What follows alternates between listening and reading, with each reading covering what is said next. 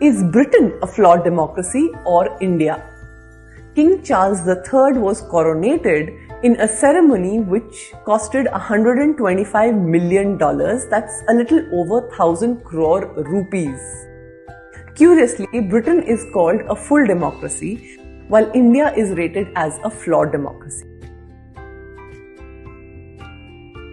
5 reasons we should question these rankings.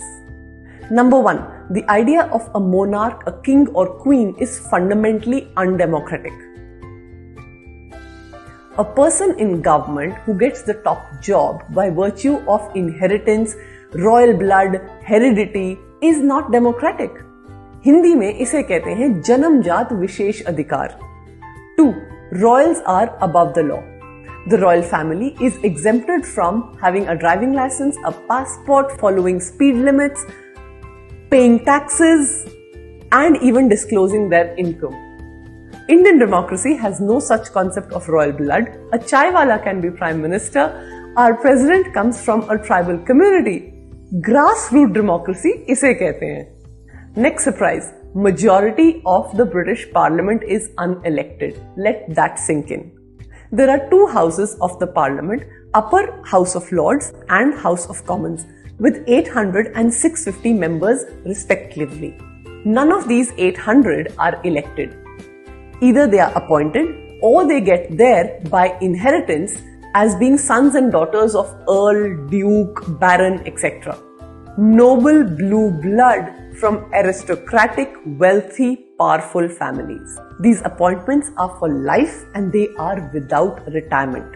Talk of privilege by birth institutionalized in the government. 4. Religion in Parliament. 26 bishops from the Church of England are nominated as the spiritual lords of the Parliament. They sit on the right side of the throne in distinguished chairs showing their unique status.